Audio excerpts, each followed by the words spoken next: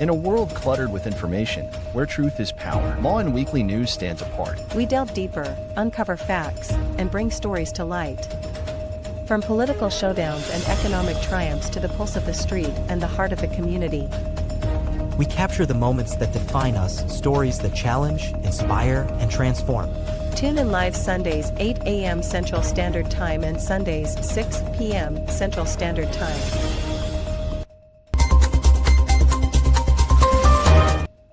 These are Lawin headlines for this week. Minnesota shootings, Texas threat prompt calls for better security for lawmakers. Texas again lowers restrictions on certain firearms, passes on regulations. Abbott signs property tax cut measures into law. Meta tried to lure OpenAI staff with $100 million bonuses, says CEO Sam Altman. DOJ probes claims of cockfighters buried in Tall Lake. Houston's Philippine consulate celebrates 127 years of Philippine independence. Comeback King. Donaire wins WBA interim title. Ariana Grande's grandmother Marjorie dies peacefully at 99.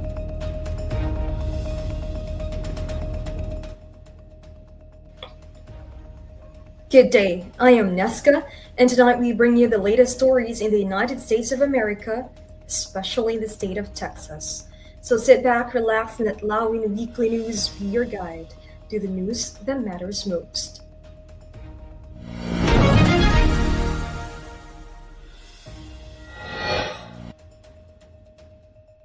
The city of Houston is set to receive $314 million in federal disaster recovery funds from the U.S. Department of Housing and Urban Development.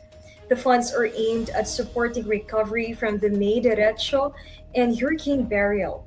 Mayor John Whitmer outlined the proposed spending plan during a recent city council meeting.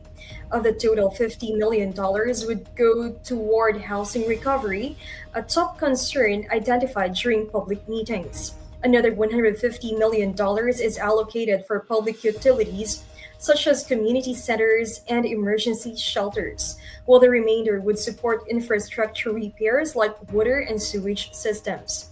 The funding is not yet available, and the city's draft action plan must be approved by City Council and HUD.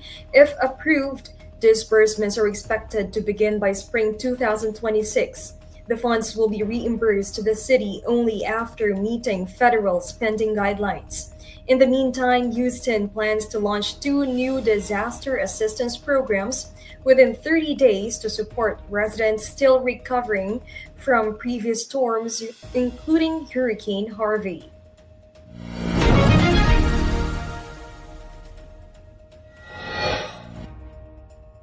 Texas officials are tightening security procedures after law enforcement intercepted a man allegedly traveling to the state capitol in Austin with plans to harm lawmakers. The individual was reportedly headed to the No Kings protest, organized to express political grievances. Authorities acted quickly after receiving intelligence about the threat. The suspect was apprehended before reaching the protest site. In response, Governor Greg Abbott has called for a review of security or current security measures at public events. Officials are now emphasizing better coordination across local, state, and federal agencies to identify threats and improve preparedness. Additional measures may include enhanced risk assessments, more law enforcement presence, and improved intelligence sharing between agencies. The investigation into the Texas incident is still ongoing.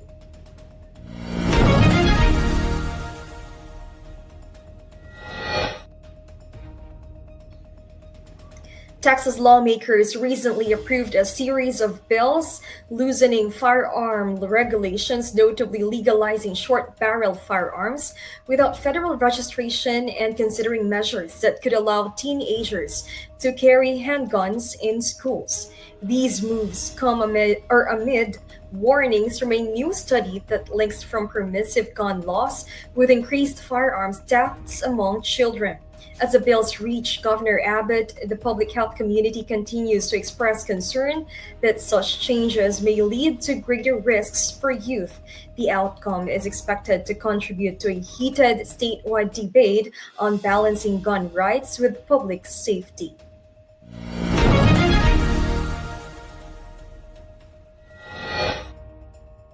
Governor Greg Abbott has signed Senate Bills 4 and 23, along with House Bill 9, advancing a significant property tax break package that will go before Texas voters this November. The measures include an increase of the homestead exemption for school property taxes from $100,000 to $140,000 for homeowners and from $10,000 to $60,000 for seniors and individuals with disabilities. Small businesses would also see their personal property exemption rise to $125,000, and supporters say these changes could save homeowners hundreds of dollars each year, including up to nearly $1,000 for seniors.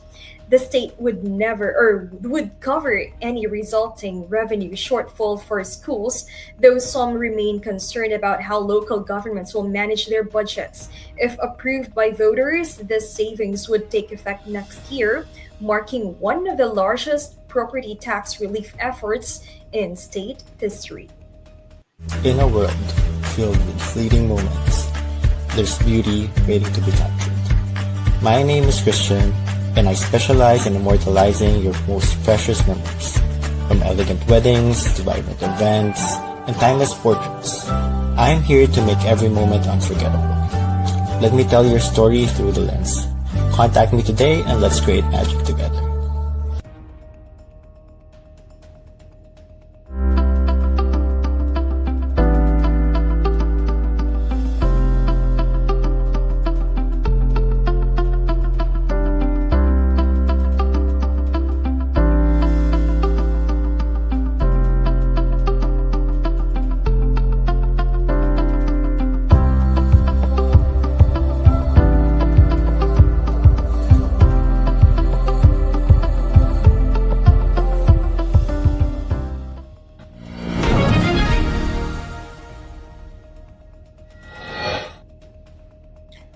Protesters convened at Austin City Hall on Thursday to oppose potential U.S. military involvement in the ongoing conflict between Israel and Iran. The demonstration followed discussions by President Trump regarding increased U.S. intervention. Participants, including students, activists, and local residents, carried signs and chanted slogans in support of diplomatic solutions and against military action. Organizers emphasized the need for sustained advocacy and announced plans for additional events. City officials confirmed the protest concluded peacefully with no incidents or arrests. Similar gatherings have occurred in other cities, reflecting the broader public concern. Officials have made no decisions in U.S. involvement, and federal agencies continue to evaluate their approach.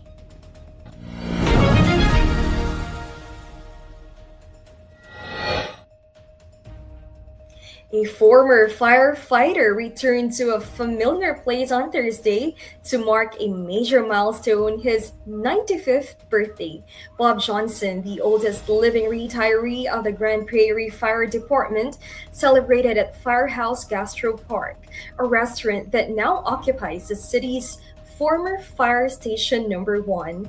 The station, active from 1949 to 2014, served as Johnson's primary post during his 31-year firefighting career. Johnson joined the department in 1955 and rose through the ranks to become a captain and later fire marshal. He spent around 25 years working out of the very situation or station where the celebration was held. He arrived in an antique fire truck, wearing his original captain's cap, and was welcomed by family, friends, and former colleagues. His son, Brent Johnson, now 72, reflected on the evolution of firefighting and his father's resilience. This celebration included heartfelt tributes from fellow retirees, many of whom had served alongside Johnson. Family members say he remains active, still mowing his own lawn and keeping up with a regular routine. The gathering was both a birthday celebration and a tribute to a lifetime of public service. Johnson's family shared that he hopes to return to the same place for his 100th birthday.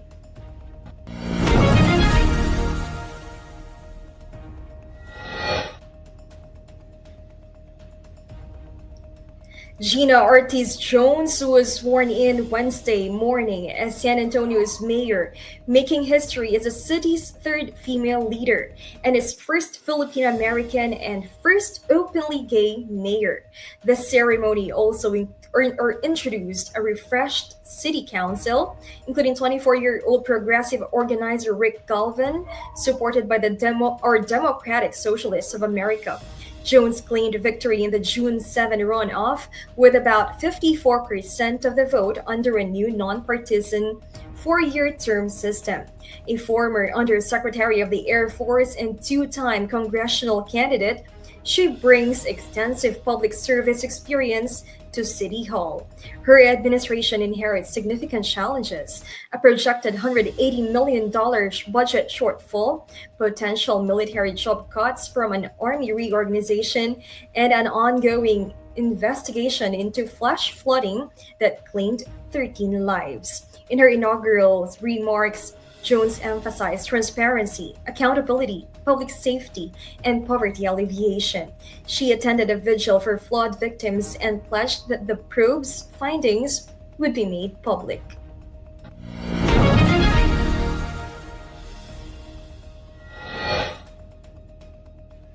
OpenAI CEO Sam Altman revealed that Meta Platforms attempted to recruit top OpenAI employees by offering signing bonuses up to $100 million. Despite these substantial offers, Altman confirmed that none of OpenAI's leading personnel have accepted them. He criticized this strategy, arguing that copying competitors for innovation is ineffective and doesn't foster a genuine culture of innovation.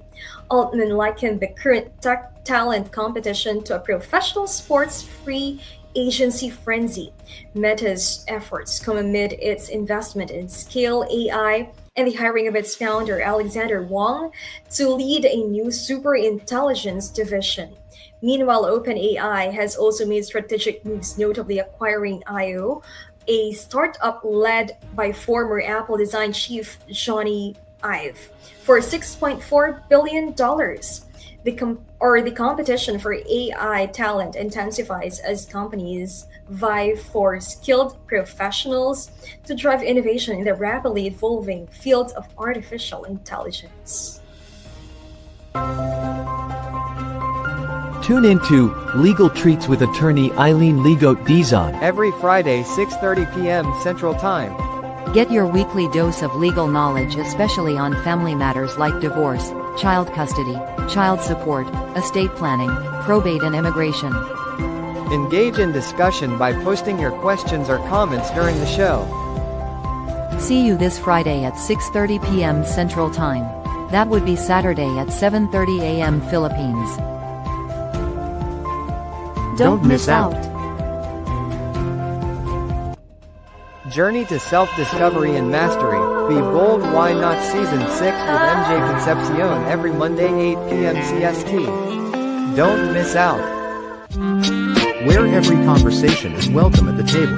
This is Pink Table Talk with Dr. Carly D. Every Wednesday 8 p.m. Central Standard Time. Rice, spice, and everything nice. Welcome to the Philippine food scene with Adobo Queen, Nancy Reyes Lumen of Commissary Kitchen.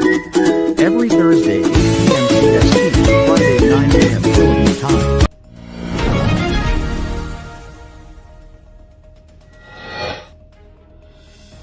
The Department of Homeland Security has reversed a temporary pause on worksite immigration enforcement by U.S. Immigration and Customs Enforcement, or ICE. The pause had followed concerns from sectors such as agriculture, hospitality, and food services regarding workforce disruptions. ICE will again conduct raids at workplaces focusing on individuals without legal status and those with criminal convictions. Assistant Secretary Tricia McClellan reaffirmed the enforcement is ongoing and ICE is expected to maintain a daily arrest goal of up to 3,000.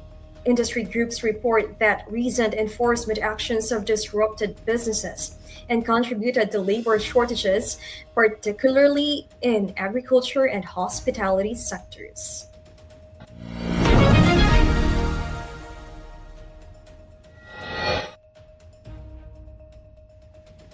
The Department of Justice in the Philippines has launched an investigation into claims that the remains of 34 missing cockfighting enthusiasts or sabongeros may have been buried in Taal Lake, Batangas. The lead reportedly came from a suspect known only as Totoy, who is currently in police custody. Justice Secretary Jesus Crispin Remulla confirmed that the information came through official channels and said the DOJ is now coordinating with local authorities to verify the claim. Remulla stated that all necessary procedures are being followed to determine the facts surrounding the case. The disappearance of the Sabongeros has drawn widespread attention, prompting law enforcement agencies to prioritize the investigation. Authorities continue to gather evidence as the search for answers progresses.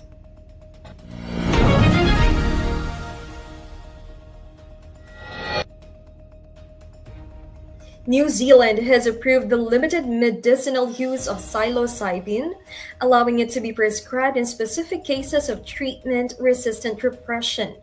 Deputy Prime Minister David Seymour announced the change on Wednesday as part of the new regulations permitting psychiatrists to administer the psychedelic compound under strict conditions. Psilocybin, found in certain mushrooms, is known for its hallucinogenic effects. Seymour emphasized that the substance remains unapproved in general use, but special authorization was granted to a psychiatrist with extensive clinical experience. The decision enables the prescription of psilocybin as part of a closely monitored treatment plan, limited to patients who have not responded to other forms of therapy.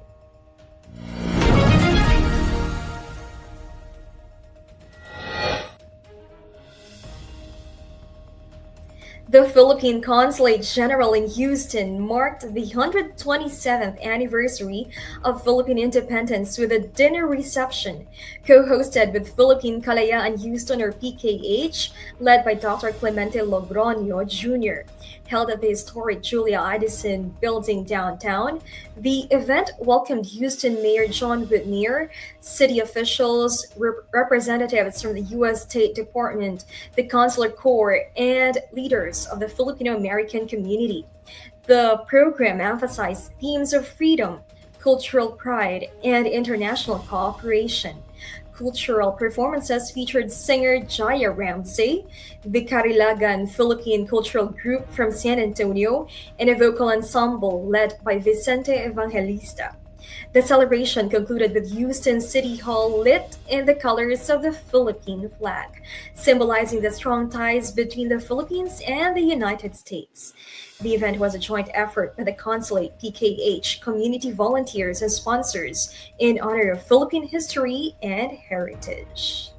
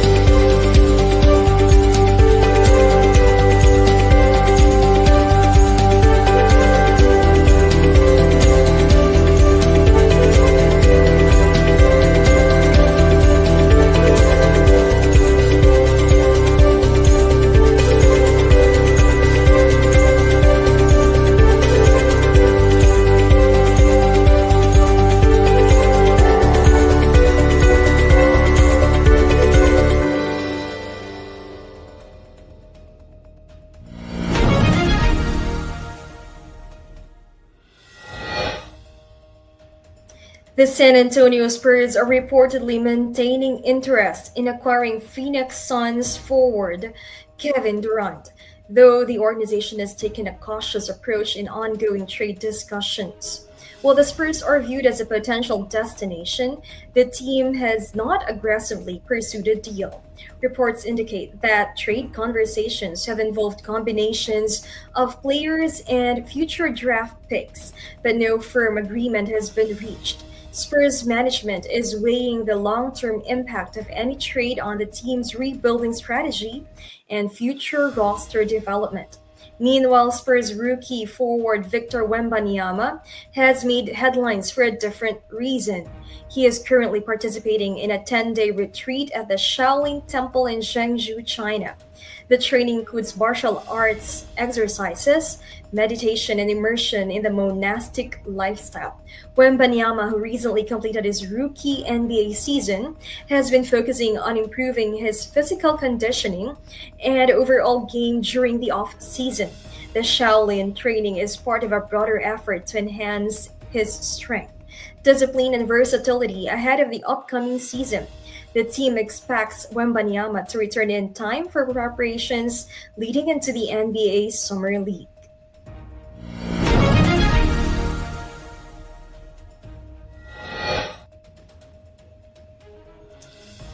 Filipino boxing icon Nonito Donaire claimed the vacant WBA interim bantamweight title on Sunday after securing a victory over Andres Campos at Casino Buenos Aires in Argentina. The 42-year-old, a fourth division world champion, won the match by technical decision in the ninth round. The bout was halted after Donaire sustained a cut near his right eye, which prompted officials to stop the fight and go to the scorecards. Judges awarded the decision in Donaire's favor, sealing his return to the ring with a championship win. The victory marks the 43rd professional win of Donaire's illustrious career and his first bout since taking a 2-year break from competition. Despite the layoff, Donaire demonstrated moments of his trademark skill, footwork, and resilience throughout the match. The triumph adds another chapter to Donaire's legacy as one of the Philippines' most decorated and enduring athletes in the sport of boxing.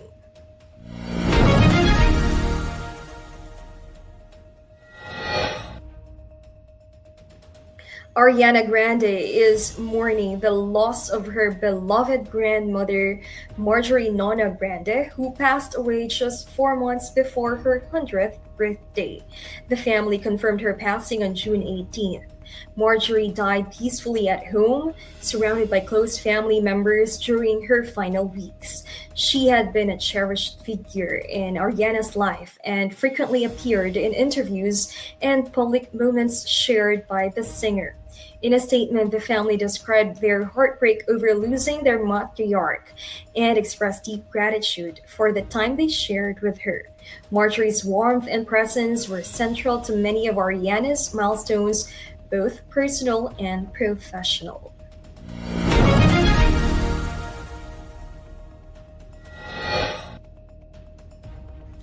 The upcoming Superman film from DC Studios made a vibrant stop in the Philippines as part of its international promotional tour, featuring specially designed jeepneys inspired by the iconic superhero.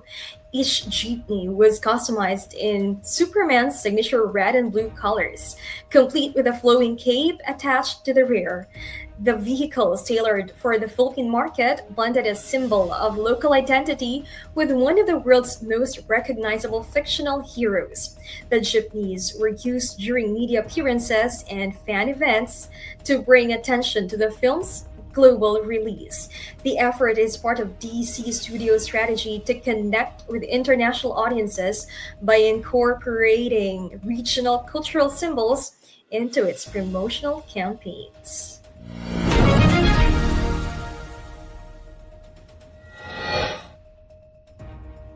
As we brace ourselves for the upcoming weather changes, let's dive into what you can expect day by day. Whether you are planning outdoor activities or just preparing for the week, we've got you covered with the most accurate forecast. Stay tuned with us as we take a closer look at the weather patterns that will impact our region.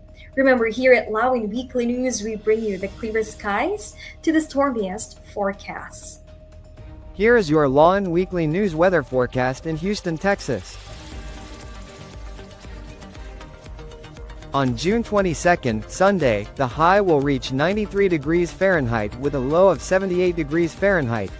Expect a mix of sun and clouds with humid conditions throughout.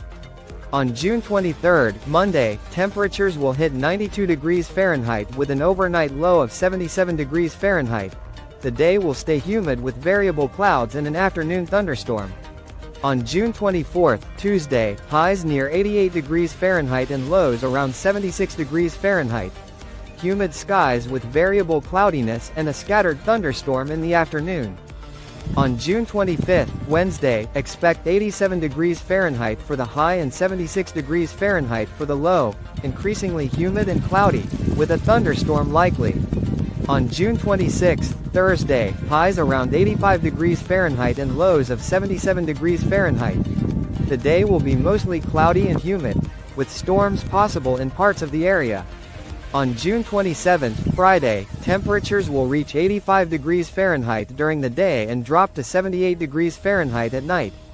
Overall, mostly cloudy with thunderstorms building, especially later. On June 28th, Saturday, the high will be 86 degrees Fahrenheit, low near 77 degrees Fahrenheit. Expect a humid day with a mix of sun and clouds accompanied by a few scattered thunderstorms.